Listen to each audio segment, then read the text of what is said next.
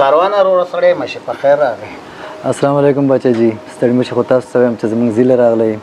او ستاسو په حواله ستاسو د چینل یور وایس ټي وي ټولو مینوالو ته سلامونه او هرکلی وایم. ساروان څو بچي دي؟ دا تپوس ځم رانه وکړو. دا تپوس خو به خامخا کوم چې زه خو ځینې تپوسونه یې بچا جي، ځینې تپوسونه یې سړی مخکې نه خو به تا راته ویلو چې تا نه دا تپوسونه کوم. دا اوس نثر هم لیکي که نه صرف شاعري؟ بچا جي زما شروع د شاعرۍ نه و، د غزل نه و، د لوبې نه و، د سندرې نه و. سنګین صاحب ډېر خوږ ترنم لري. صفي الله سنګین خو مې د ډېر وخت ملګری دی او که زما غزل زمزمه کې وي نو خوشحاله به شم پرې.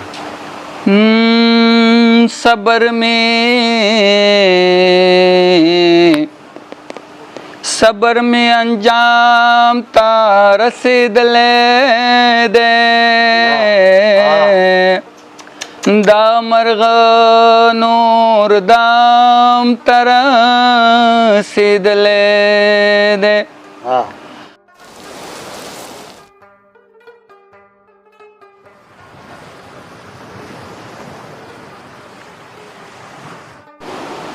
شروع کوم د لوی الله د پاک الله په پاک نوم، قدرمنو عزتمنو ملګرو ښاغلو درنو افغانانو پښتنو، زه یم ستاسو باچا جي، ستاسو صابر شاه صابر، ستاسو په غږ یور وایس ټي وي لندن کې د لوی پښتونخوا غږ شامل وم. عزتمنو ملګرو، ما تاسو ته یو پروګرام کې دا خبره هم کړې وه چې زما به دا کوشش وي چې خپل مشران، خپل ویاړلي ښاغلي درانه عمر رسیده مشرانو سره مرکه وکړم. خو په دې ترڅ کې به زه کله کله د خولې د خوند د بدلولو په خاطر خپلو هغه ظلمو شاعرانو، لیکوالانو، صحافیانو سره هم خبرې اترې او مرکې کوم. د چا عمرونه چې کم دي خو د چا خدمات چې ډېر زیات دي. څوک چې د لر او بر پښتون په خاوره کې یو ځانګړی نوم، حیثیت او شخصیت لري. دارنګې ډېر ملګري دي چې هغوی عمرونه خو ډېر کم دي خو نوم یې ډېر لوی دی. او زه دا خبره په دعوې سره کوم چې دا نن کم ځوان تان تپاند او حسان زلمی ځوان زه تاسو سره مخامخ کوم، نو د دې نوم سره او د غزلو سره به تاسو او د سندرو سره د ډېر مخکې نه متعارف یې. څه جادو دې کړی دی، زړه دې رانه وړی دی، زه دې لیونی کړمه، سور کمیس دې کړی دی. ملګرو، د دې سندرې تخلیقکار نه صرف د دې سندرې تخلیقکار بلکې د دې په څېر په شلګونو بلکې سلګونو نورو ډېرو عوام خوښه او عوامو کې محبوبیت غزل او سندرو خالق عبدالوهاب ساروان زمون د دې نننۍ خپرونې مېلمه دی. ساروان صاحب د څو کتابونو مصنف هم دی. ساروان صاحب د میډیا د دنیا هم یو ښکاره نوم دی. ژوندون ټلویزیون د دې ځوان ډېر زیات خدمات دي او شپږ اووه کاله د ژوندون ټلویزیون تقریبا چې د پښتونخوا زون او د دې مشر هم پاتې شوی. د ساروان صاحب سره راغلی یم، د ساروان صاحب سره خبرې کوم، هغه سره مرکه کوم، د هغه د ژوند کتاب راسپړم. تاسو ما سره هم دا کتاب په مینه مینه ولیکئ. ساروان وروره سړی مشه په خیر راغی. السلام علیکم بچه جی، ستړي مشي خو تاسو ته وایم چې زموږ زیله راغلی او ستاسو په حواله ستاسو د چینل یور وایس ټي وي ټولو مینوالو ته سلامونه او هرکلی وایم او په دې ډېر زیات خوشحاله یم چې تاسو زموږ زیله راغلی او دا اجازه دې راوبخو. تاسو راتګ زموږ دپاره ډېره غټه خبره ده چې نه په شفارس راغلی نه په لالچ راغلی او نه ستا په درخواست راغلی، په خپله راغلی یم او ستا حق او ستا خدمات دي. په ظلمو کې ستا یو نوم دی، ستا مقام دی. الله مې عزت وکړه بچه جي. اصل کې خبره دا ده چې ستاسو غوندې یو نوموړی شخصیت چې زموږ غوندې یو کم عمره خلکو ته راځي نو دا ستاسو لویي ده او ستاسو د چینل هغه خوبي به ورته وایم، هنر به ورته وایم چې تاسو ادبي او هنري خلک را پیدا کوئ او بیا د چینل هغه پروګرامونه پې ښکلي کوئ. نو زما دپاره ستاسو راتګ د یو ویاړ یو اعزاز نه کم نه دی. هرکلی تاسو ته وایم هرکله راشئ. ولې لږ غیب شوی، پښتو نه لږ سنډېته شوی، پیسې ګټې او که د پیسو شوق دې زیات شو؟ ځکه چې یو ځل خو یو وخت کې به ډېر سرګرمه وې او اوس دارنګ یو سیټ ته شوې، یو وخت کې به دې غونډ غونډ ټي ویګان چلول او اوس دا ولې؟ بچه جي پیسې خو د وخت ناوې دې نه پرېږدي. دواړه خبرې صحیح دي. نن به دا پروګرام به لږ د دې نورو پروګرامونو نه ستاسو لږ بدل او لږ چینجز په دې کوو چې دې کې به لږ سپینې خبرې کوو، ستاسو د کلام نوم به ورته ورکړو سپینې خبرې. د پیسو ګټل دا خو د وخت ضرورت ده. انسان چې دی نو ژوند ته اړتیا لري او ژوند چې دی بیا د ژوند هغه ضرورتونه چې دي به موږ پوره کوو. پیسې په خپل ځای باندې او د دې په څنګ کې ادبي هلې ځلې چې دي دا هم موږ پرېښې نه دي. په خپل وخت سره خپل ملګرو سره که چینلونه ستاسو خبره صحیح ده تقریبا 7 کاله کېږي. دا به زه یو راز تاته نن ښکاره کړم چې 7 کاله پس نن زه تا سره انټرویو ته ناست یم. په دې 7 کالو کې دا به د پښتونخوا غږ خپرونې احساس په دې 7 کالو کې که زه تا ته ووایم چې ډېرو ملګرو به د دې غوښتنه کړې وي چې پروګرام کوو، انټرویو کوو، مرکې ته راشه، ټي وي چینل، اخبار، رسنۍ دې ټولو به دا خبره کړې. خو زما به یو غوښتنه دا وه چې یاره ما یو ضد کړی، زه دوباره بیرته نه راځم او زر نه راځم، که راځم نو یو 10 کاله پس به راځم. خو دا چې تاسو ما ته د انټرویو ویلې نو د تاسو په مخ کې انکار کول زما غوندې د کم عمره یا کم پامه سړي دپاره مشکله غوندې خبره. ستاسو مخې ته راتګ دا ډېره غټه خبره ده. ژوندون ټي وي سره استاد یون سره دې کار کړی دی، ډېر لوی سړي سره دې کار جی جی همداسې ده. څومره وخت دې ورسره کار کړی؟ بچه جي ژوندون ټي وي کې خو تقریبا زما تاسو مخکې یادونه وکړه 6 کاله غالبا همدومره ټایم و، 5-6 کاله 7 کاله زما هلته وخت تېر شو. خو صرف په ټي وي کې زه نه وم، زما هلته یو پروډکشن و ساروان نیو ساروان پروډکشن چې ما د دې پروډکشن د لارې نه غوښتل چې خپل ادبي او هنري خدمات خلکو ته وړاندې کړم. هغه پروډکشن اوس هم شته دی. نو هلته به موږ دا ریکارډونه کول د سندرو، د دې په څنګ کې کنفرانسونه او ټي ویګانو ته د هغوی شوګانې پروګرامونه او بیا همدغه سلسله وه چې ژوندون ټي وي کې ما خپل پروګرامونه شروع کړل.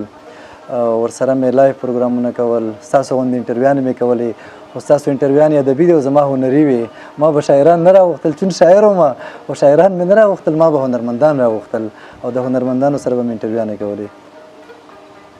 شعر په خپله هنر دی. جی شعر هسې نه جوړېږي، دماغ غواړي. خو شاید ستا کم هنر ته اشاره ده، کېدای شي رباب منګو ته اشاره کوي، نور خو شاعر نه دی، هنرمند. خو زمونږ هنر به باچا جي پکې دا و چې موږ به پکې هغه خپله ادبي تنده ماتوله. موږ به په هنرمندانو شعرونه ویلې او د شعر په لهجه به هم پې ویلې، سندرې لهجه. هغوی خو زما شعرونه وي او ستا شعرونه بیا خو یو خو به دا و چې هغوی به په زمزمو کې ویلې، په موسیقۍ کې به ویلې. خو زما هنر به بیا دا و چې هغوی ته به ما ویل چې تاسو یو غزل ماته زمزمه کوي، د شعر په لهجه یې راته ووایي. نو ما به هغه پروګرام لږ زره پې داسې هم رنګین کوو. نو ډېر ښکلي ښکلي پروګرامونه وو او تقریبا 8 کالو شو یا 7 کاله غالبا چې د ټي وي میډیا، سوشل میډیا، اخبار دې ټولو نه زما پرده وه. او نن ډېره موده پس مینهوالو باچاجي، درنو مینهوالو، باچاجي ډېر دروند سړی او د ده سره دغه انټرویو زه خپل دوباره بیا تکراروم چې زما دپاره یو اعزاز او یو ویاړ دی چې داسې یو شخصیت راځي زما سره کښېني او خبرې کوي. دا زموږ استاد دی نو خامخا دې ته انکار مشکله غوندې خبره ده. اروانه کوم کتابونه دي لیکلي دي؟ بچا جي کتابونه خو زمونږ هغه اصلي لارې ته اوس راغلې، مخکې داسې په سندرو باندې نه نه هغه هم ستا یو د شهرت یو سوال دی. حقیقت دا ده چې ستا خو غزل معیاري غزل شاعري ستاسو مشرانو نه مې اورېدلي چې شاعري د شاعر اولادونه وي، که هغه سندره وي، که هغه نظم وي، که هغه غزل وي. ستاسو خبره صحیح ده. نو د سندرو دغه دې راته وکړه او زه دې وویرولم او د کتاب په هکله دې ما زړه کې دا ویل چې باچاجي ولې ما نه د کتاب پوښتنه نه کوي، ولې د ادب پروفایل خلکو ته پیش کوم. هله به درنه دي چې نظم چې پروفایل ټول هر څه د خلکو ته چې خدمات. اصلي خبره خو دا ده چې اوس تاسو رایاده کړله کتابونه مې الحمدلله 4 کتابونه دي. زما د ژوند خواږه له تا سره دي، په اسمانونو کې جانان لټوم او ستا ښایست د نور چینه ده. دا زما د کتابونو نمونه دي انشاءالله چې اما ستا په یو کتاب غالبا په لومبي کتاب سری سری کړی او قسمانه اوس یې او هغه زما په کتاب باندې تاسو لیکنه کړې وه. هغه کتاب تقریبا نن 14 کاله مخکې چاپ شوی و. نو ځینو مینوالو ته به دا سوال چې ته څو کال وایې چې ما نن 14 کاله مخکې کتاب لا چاپ کړی دی. دا کتاب دی زما د ژوند خواږه له تا سره دي. دا زما ډومبی کتاب و چې تاسو په دې باندې سریزه لیکلې وه او هغه ټایم کې تاسو په خدای یقین وکړئ چې ما په نوم مشر شاعر لا پیژندنه چې زه چاته ورشم ماته سریزه ولیکي. هغه وخت سروان نه و، د سروان شهرت نه و، د سروان تعلق او پیژندګلي چا سره نه وه. خو بس نظیر قریشي صاحب د یاد په خیر وي، هغه په دې مرکې کې رایاد شو. نو ستاسو مینوالو ما ستاسو نوم اورېدلی او ستاسو لوی خدمات و. بیا مې د هغوی نه غوښتنه وکړه چې یاره تاسو خو زه نور څوک نه پیژنم. نو ما ورته ویل چې ما باچاجي ته ورسوئ چې په ما باندې لیکنه وکړي. او ما دا اورېدلي چې هغه ډېر بېکبره انسان دی، هغه دې ته نه ګوري چې څوک دی، خو بس چې شاعر وي او د پښتو د ادب دپاره یو کرښه ولیکي هغه ورته ډېر زیات ډاډ ورکوي. نو زړه کې لږ یېرېدلم هم چې تاسو ته راغلم. کتاب مې راوړو چې کله زه هغلته راغلم ستاسو هغه پښتنه مینه اوس هم زما په یاد کې ده چې تاسو په ما باندې تورې چای وڅکلې، د بادامو چای هم را باندې وڅکلې. د هغې نه پس بیا تاسو تاوان مې در باندې کړی و. او بالکل بالکل نن تاسو هغه تاوان کړی و چې نن هم ګټه دلته را رسولې ده که نه. وایي ګټه په تاوان ده، نو تاسو تاوان وکړو ګټه هم دغه کړه. د هغې مخکتنه م ونو هو هغې کتاب باندې به لږې خبرې وکړو چې په هغې باندې تاسو ما سره ډېر زیات لاس راکړو. په هغې کتاب کې ستاسو ډېر غټ لاس و. په هغې باندې تاسو سریزه ولیکله، بلکې د هغې کتاب اصلاح تاسو وکړله. ما ته په سټارټ کې زه تا ته دې منځ کې بې ادبي معاف دا ستا اعلی ظرفي ده. یعنې ته په خدای یقین وکړه ښایې چې د 200 زیاتو شاعرانو خو ما تخلصونه سره فیښي دي او د ډېرو لویو لویو زه دلته نومونه نه علم، خو د یور وایس ټي وي په سکرین کې دا د ما پروګرام څوک ګوري هغوی ته پته ده. نن هغه خلک پروفیسران دي او په پښتو پیسې ګټي، 1.5 لکه روپۍ تنخواګانې. دې کې شک نشته. او دارنګې به یو 200 نه زیات ما ورسره 300-400 نه زیات به د کتابونو په اصلاح کې دغه کړي. خو نن هغه خلک دا هم چې ورنه تپوس کې چې استاد دې څوک دی، نو هغوی ته دا هم یو دا د ځینو خلکو اعلی ظرفي ګینې زه دومره دغه نه یم. دا به ستاسې یادګیرنه وکړه باچاجي که زه درته وایم زه که تاسو ته حقیقت ووایم چې کوم خلکو کې اصل وي هغوی نه به هېڅکله خپل حقیقت هیر نه شي، خپل هغه رښتینی وخت به ته هیر نه شي. په ړومبي کتاب کې چې تاسو ما ته کم لاس راکړو، ما سره هم کومه منډه وکړه او په هغې کتاب کې تاسو کومه مخکتنه په خانې فرهنګ ایران کې په پېښور صدر کې چې په هغې کې تر صوبایي وزیرانو پورې خلک تاسو راغوښتي وو. نو په هغې مخکتنه کې ستاسو ډېر لوی لاس ما سره و. دا چې بیا زه لږ نور خپلو کارونو کې مصروفه شوم او خپله میډیا ته ووتم، نور تاسو رانه هیر نه وئ او ستاسو سلام ته خو کله کله راتلم، دا دې هم هیره نه وي. کله کله به زما سلام ته م راتلې او چار د ښې کله کله به د لاهور شیمپوان هم د ایمل الکوزي په وسیله راتلل. بچاجي کمال تاسو کې دا دی چې تاسو د شاعرۍ د هنر سره سره یو هغه ټولنیز هنر هم لرئ، ټولنیز انسان تاسو سره علاوه د دې نه چې شاعر کینی، که تاسو سره عام خلک کینی نو هغه هم شاعران کیږي، که شاعران نشي د شعر مینوال خو خامخا کیږي. ستاسو ځای خو خبره ته کې نو ته ځکه نه دا ټول ناست دي، خوښه دې نه ده چې یو غزل دنه صحیح ده ته وایه او غزل وایه. ما ستاسو د راتلو نه مخکې یو ملګری و اسد ځان صاحب دلته راسره ناست دی نو هغه ته ما وویل مې باچاجي را روان دی 8 کاله کېږي چې زه د میډیا او د سوشل میډیا نه لرې شوی یم ما ورته ویل چې شعر لیکل هم رانه هېر شوي او د شعر د ویلو لهجه هم رانه هېره شوې ده باچاجي مالې خامخا ما نه شعر غواړي خو زه به درته شعر وایم څنګه په هر صورت چې څه وي هغه تاسو راسره ومنئ موبایل زمانه ده موبایل نه به درته وایم ترنم کې ورته سنګین صاحب وایي سنګین به مو وایي یو غزل به تم وې ځکه چې فنکاران خو یوازې ستا غزلې به نه وي چې ستا ترنم هم نن زما د پروګرام په وساطت درنه خلک اوري ترنم خو کې به درته پاتې راشم د هنرمندانو خبره به وکړم مرۍ مې لږه خرابه ده ترنم به درته سنګین صاحب کې زه به درته غزل ووایم زه اوس به دلته یو غزل را پیدا کړم دا موبایل په دغه وجه زما زه اختلاف کوم چې بس بیا به ورپسې ګرځې او که نوک دې مو سره وجنګېدو هغه غزل به ټوک اصل کې ما تا ته په یاده کم غزل نه دی یاد اصل کې ما غزل اړولی مو لغمانی چل مې ورسره کړی خو سکرین شاټ کې رانه ورک شو مخکې دې راړولی و او خیر دی بیا را نږدې دی انشاءالله را پیدا کېږي غزل به اورو هغه د اورېدو نه کله کله تمه لږه ښه وي نو زه وایم پرې چې مینهوال لږ په تمه پاتې شم چې غزل اوري خامخا لږ انتظار خو به کوي په دې کې به لږ خوند هم راشي که نه څه ورته وایي غزل را پیدا شوم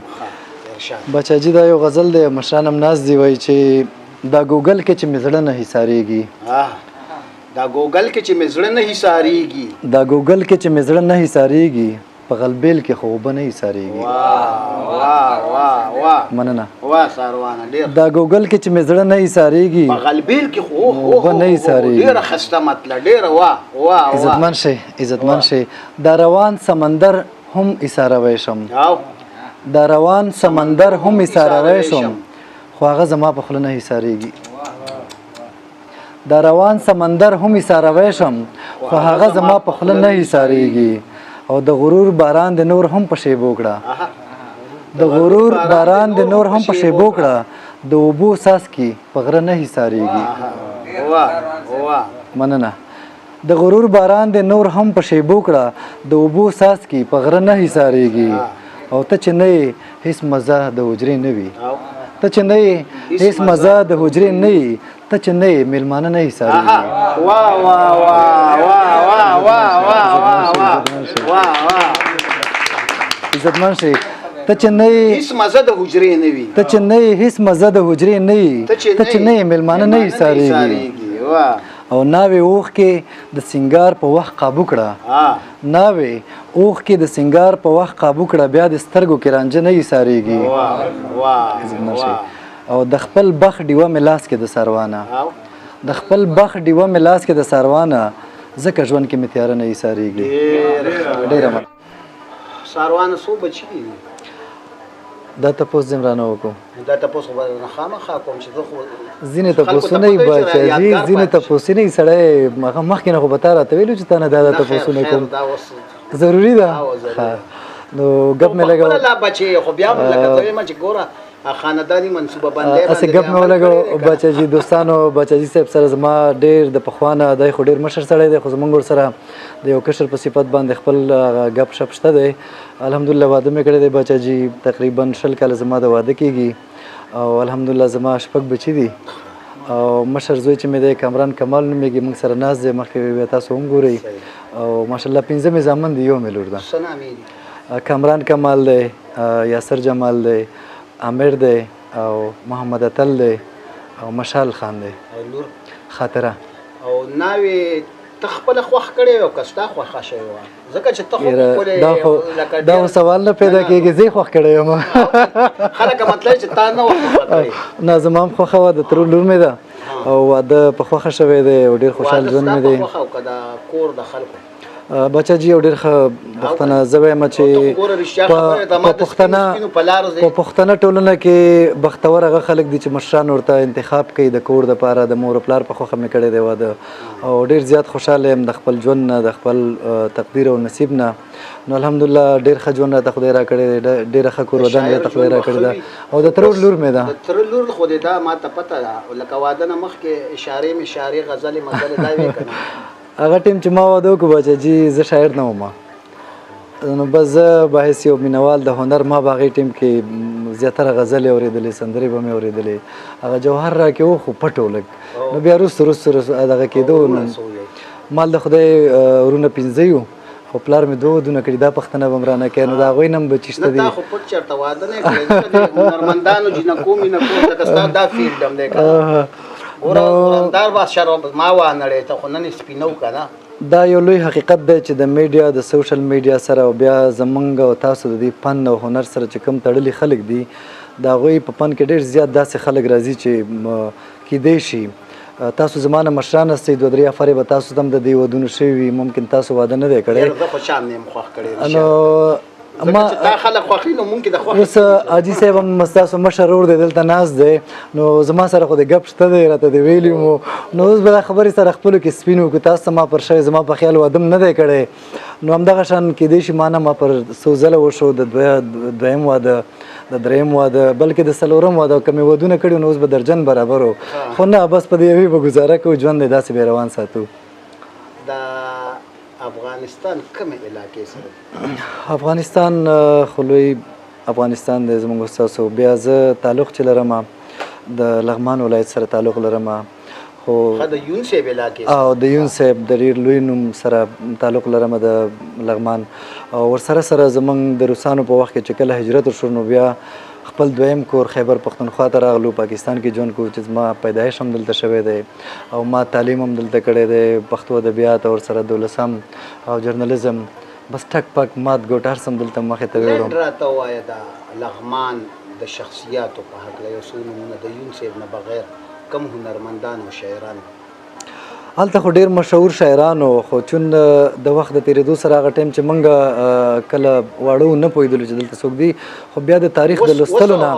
د تاریخ د لوستلو نه بیا چې موږ اندازه ولګوله چې د هغې ډېر مشهور شاعر الفت صاحب الله دې وبخي همدغه شان یون صاحب چې اوس په دې نوي خلکو کې دی همدغه شان محمد نور بابا نوم به تاسو اورېدلی دوبار به نه کرم د سیند د غاړو ګلونه دا د هغه ځي مشهور شاعرانو د وخت سره بیا نور نوي ګلونه وټکېدل هنرمندان هم د هغې وخت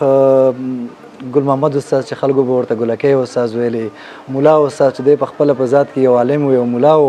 خو هنر ته یې مخه کړې و ډېر مشهور و د هغه ځي مولاګی به ورته خلکو ویلې په کلیوال لهجه باندې چې دا د افغانستان پاینده استاد دا د لغمان ولایت مشهوره هنرمندانو په هغه وخت کې اوس خو ماشاءالله ډېر زیات دي په نوي کول کې ساروانه نثر هم لیکي که نه صرف شاعري باچا جي زما شروع د شاعرۍ نه و د غزل نه و د لوبې نه و د سندرې نه و چون زه چې وړکی یم او ماشوم وم د هغه سکول او د مدرسو په وخت کې وم چې کله ما شاعري کوله نثر ما نه پېژندو چې نثر څه ته وایي لوبه څه ته وایي داسې خو بس هغه لګیا به خپل کار به م کوو بیا چې څه وخت مو لیکل شروع کړل نو راته مشرانو شاعرانو ویل چې ته غزل لیکې بیا چې لږ مخکې لاړو نو خلکو ویل چې یاره دا لوبه ده دا سندره ده نو ما کې هغه دغه ول چې ما به لوبه لیکله سندره به مې لیکله غزل به مې لیکه نثر مې لا نه دی لیکلی او اراده مې ورته نه لرم د نثر نګارانو نه ځان لرې کول او که نه دا زه خو یې نو د نثر یو خپل خوند وي او د ده یو خپل هنر وي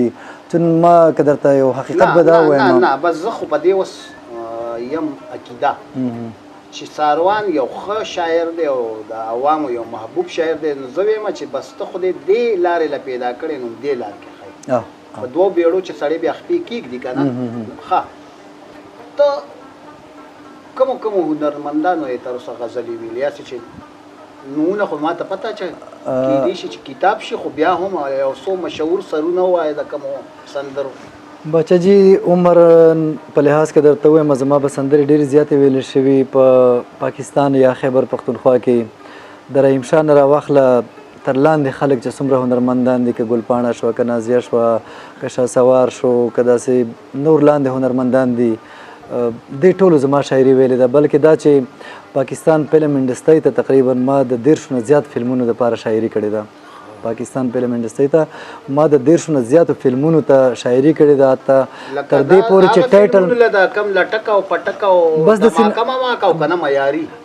د پاکستان فلمونه دي پښتو فلمونه به سینما فلمونه او چې سوال نه دغه د پاره به منګه دا ګناه دي ګټلې دا ګنام د وخت سره بیرته هم ویلله سندرو بم یو پنجابي په پینټ کې ګډې ده او تا د ضمیر به دا منله اصل کې ملک اسلامي دی او ملک د پښتو چیرته چې هغه فلم لګي دا هغه د یو ډایرکټر کار وي هغه د یو اکټر کار وي یا چیرته چې یو شاعرانو ورلیکل کول حساس شاعرانو نو زما شاعري به الحمدلله معیاري وي چون که ما شاعري کړې وي معیاري وا خو لکه فلم بچو لګېدو بیا به تا او دا غي نه تاسو تا بچ په سلیما کا تو بیا به تخپل ضمیر علامت ګډا خو سندرو تکیږي بچا جی ګډا خو پښتانه اتړونه کوي ګډا د مسرت شاهین په شکل کې نو دا بلکه بیا ستا ضمیر منل بچا جی د مسرت شاهین وختونو کې موږ فلمونه نه دي لیکلي او نه ماغوي ته سندري د نوي کل لپاره په فلمونو کې ډیره اصلاح شوی و اوس چې نوې کم کول د نه چې موږ ځوانان یو نو په دې ټیم کې د ارباز راغی شاید دی راغله ور سره عجب ګل صاحب چې ډیر پښتون ډایرکټر او اکټر دی نو دوی تقریبا د 10 نه بره فلمونو ته به ما سندري ورکړي وي او په هر فلم کې به زما 3 سندري څلور سندري خامخا وي ټایټل سانګ به پکې وي نه موږ به د شاعر پښتانه خدای ته مانه بهتر معلوم دي چې د هنر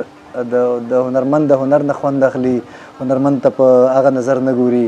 شاعر د شاعرۍ نه یا د ادب نه خوند واخلي یو شاعر له یو فلم ډایرکټر څو پیسې ورکوي دومره نه دي چې هغه موږ دلته د کیمرې په مخ یاد کړو خو زه دا وایم چې عزت تر ټولو مهمه ده چې کوم عزت الله پاک چاله ورکوي د هغوی هغه 3000 او 15000 یا 10000 روپۍ زما په خیال هغه ځای به ونه نیسي خو په کومه ټولنه کې یا په کوم ځای کې چې ته کار کول غواړې او الله پاک تا ته هلته بیا عزت درکوي او هغه عزت تر ننه ما په دې 15 کالو کې په فلم انډسټري کې د هنر په میدان کې چې څومره هنرمندان دي زما आवाज بس تاسو د دې چینل د طریقه اوري چې ما د ټولو سره ډېره ښه روحي فاللې ده که هغه زنانه فیل که هغه مردانه ده نو د دوی سره ما ډېر ښه وخت تېر کړی دی د پیسو مې تمه د هیچا نه هم نه ده کړې بلکې باقاعده ما لګولي په سرو سترګو ځکه وایم چې موږ همیشه ځواني کړې پښتانه یو او الله پاک دې بس موږ ته د نورو لارو نه راکړي بچا جي الله پاک تاسو ته بچا جي تاسو الله پاک هر څه ډېر تیر درکړي دي او الله پاک تر ټولو غټ نوم درکړی دی یو داسې نوم چې غني نوم دی او د هغې په څنګ کې الحمدلله سیدان هستئ ستاسو په دم دعا باندې هم دا ژوند چلیږي د خیره یاره که درته وایم بچا جي ما نه اکثره همدې خبرو ته به زه راشم زیاتره ملګري ما ته زما به سندرې د 200 یا 250 نه بره ریکارډ شوي وي زیاتره ملګري ما ته وایي چې هلکه ستا سندره مې اورې زه ورته وایم کومه ما نه هغه نوم هم هېروي هغه سرنامه هم هېروي چون زما د دې سندرې سره بیا دوباره شوق نه دی پیدا شوی مخکې تا د ګناه خبره وکړه نو ما ویل چې یاره دوباره بیا نه ورم ما فلم ته ولیکل او د فلم دنیا ته مې ور وبخله هغې باندې بیا نه ما خپل کتاب کې چېرته راوستې ده نه مې هغه سندرو نه بیا کتاب جوړ کړی دی که تاسو وګورئ د 2500 یا دا 200 به یې راوالو د 200 سندرو نه ممکن یو کتاب جوړ شي خو ما دا کار نه دی کړی او کوم هم نه د سندرو نه به مې کتاب چېرته هم جوړ نه کړم هسې یو خبره کوم زموږ په پښتنو کې تر ټولو لویه خبره دا ده پلاني ګناه وکړه نو زه به دا ګناه ځان سره د مرګ نه پس نه جمع کوم دا دې په دې دنیا پاتې شي او کوم کتابونه هم چې لیکلي الحمدلله ادبي کتابونه لرم نو په هغې باندې به ویاړ کړو په هغې باندې به عزت کوو او د سندرو هغه مشهوره سندرې که درته ووایم چې اوس ما ته کومې په ذهن کې راځي تر ټولو مشهوره څه جادو دې کړی چې هغه تاسو ویله لال پري سندره شوه ستا لال پري مزه چې ګلپاڼې ویلې وه داسې نازې ویلې ډېرې مشهورې ویلې دي شفیق مرید او داسې نورو ملګرو ویلې دي ښکلا د عجیبه ده اوس به ما ته ډېر کم پر هغه کې راځي خو مینهوالو زه په دې پوهېږم چې زما سندرې به ډېرې زیاتې اورېدلي او زما د نوم سره به اشنا زه تا ته رښتیا خبره کوم زه نه اورم که نه لکه ته یقین وکړه چې ما به ډېر زما په موټر کې هم ټیپ نشته او زموږ په کور کې خو د کاریانو حافظانو کور دی ریډیو او د ټي وي تصور نشته ما ته خو پته نشته خو دومره ده چې لکه دا وادونو مادونو له دې خادي حالونو ته مونږ لاړ شو نو په دې ودونو کې د څاروان غزلې ډېرې زیاتې غږېږي همداسې ده سر جي همدغسې ده بلکل سندرې مې ډېرې زیاتې ریکارډ شوي دي او څنګه چې ستا شوق خپله د موسیقۍ سره نشته ته په الله یقین وکړه چې ما به چېرته خپله سندره یو ځل د سرنامې نه علاوه بیا اورېدلې نه وي او یا به مې یو پوره سندره تر په دې 13 کالو کې پوره اورېدلې نه وي یوه سندره هم پوره بس شوق مې لږ د سندرې د اورېدو سره کم شوی دی هم مې د لیکلو سره کم شوی دی هم مې د اورېدو سره کم شوی دی ساروانه صفی الله سنگین صاحب ډېر خوږ ترنم لري صفی الله سنگین خو مې د ډېر وخت ملګری دی او که زما غزل زمزمه کوي نو خوشحاله به شم پرې نه نو ستا خو ډېرو ښایسته ښایسته جینکو غزل زمزمه کې ویلي دي نو جنکۍ خپل ځای لري او سنگین خو خپل ځای دی ها. سنگین خو سنگین دی سنگین صاحب ووایه د ساروان یو غزل ډېره مننه کوشش به وکړو نو د ساروان صاحب د کتاب نه به یو غزل ووایم هغه نه مخکې د ساروان صاحب یو 2-3 بیتونه که راته یاد شي نو هغه به درته ووایم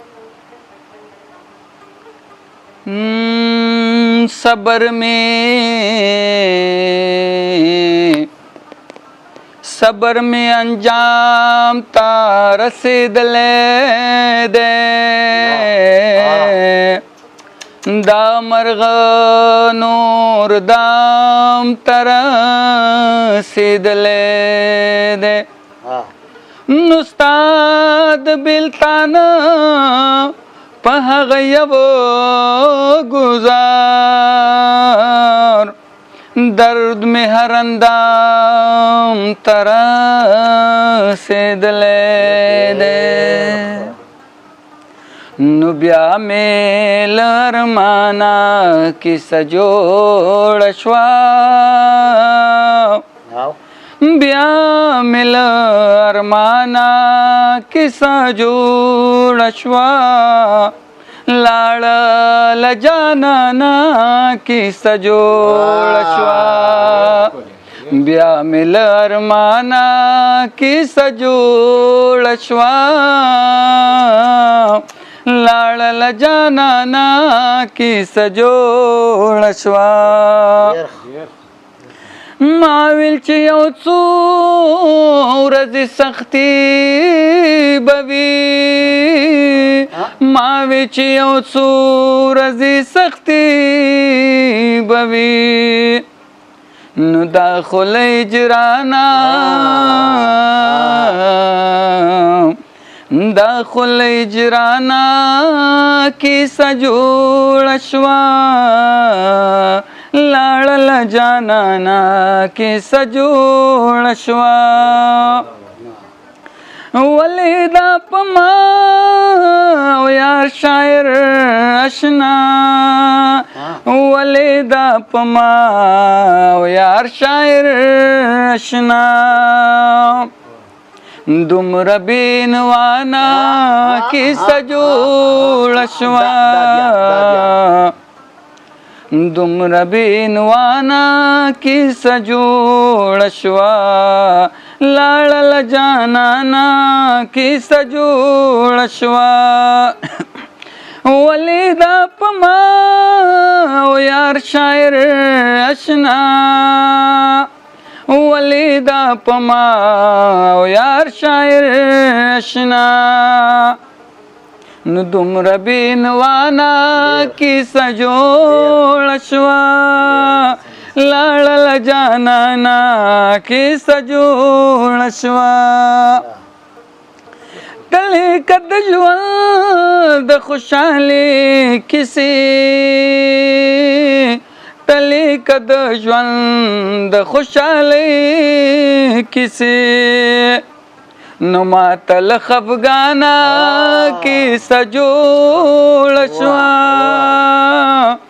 لاړه لجانانا کیسه جوړه شوه بیا مې له ارمانه کیسه جوړه شوه لاړه لجانانا کیسه جوړه شوه یار یو ځل بیا لکه پخوا غوندې یار یو ځل بیا لکه پخوا غوندې ماته له ګریوانه کیسه جوړه شوه لاړه لجانانا کیسه جوړه شوه نستا او د اشنا د خولې خبرونه ستا او د اشنا د خولې خبرونه ستا او د اشنا د خولې خبرونه ستا او د اشنا د خولې خبرونه نو خلکو ته ساروانه کیسه جوړه شوه لاړله جانانه کیسه جوړه شوه بیا مې له ارمانه کیسه جوړه شوه لاړله جانانه کیسه جوړه شوه قدرمنو ملګرو دا و د عبدالوهاب ساروان معیاري غزل چې تاسو د صفی الله سنگین صاحب په خوب ښایسته غزلیز ترنمبار او سندریز اواز باندې واورېدو دا دې غزل نه تاسو اندازه لګولی شئ چې ساروان صرف د ولسي سندرې شاعر نه دی هغه تش فلمونو له سندرې نه دي لیکلي هغه صرف فنکارانو له سندرې نه دي لیکلي بلکې د هغه په معیاري شاعرۍ کې هم یوه لویه درنه او قوي برخه ده او د هغې اندازه د ساروان د دې کتاب نه تاسو کولی شئ دا کتاب ټول د غزلو کتاب دی دا ساروان سره مو ډېره ښه خبرې وکړي د ساروان عبدالوهاب پښتو ادب له ډېر خدمت نوی نسل د پښتو ته هڅولی دی نوی نسل یې پښتو ته رامات کړی دی او د ده د برکته هم ډېرو خلکو ستاسو د مور ژبه زده کړې ده ډېرې خبرې ورسره کېدی شو خو زما د دې پروګرام وخت کم دی بیا هم تاسو ته یو ځل خواست کوم که تر اوسه یور وایس ټي وي لندن تاسو نه وي سبسکرایب کړی نو دا ټي وي سبسکرایب کړئ او زما دا خپرونه د پښتونخوا خامخا لایک د پښتو د ژوند مینې او بقا دا رنګباره سفر به انشاءالله چې داسې جاري وي اوس خپل کوربه خپل باچاجي صابر شاه صابر له اجازت ورکوي د لوی الله پامان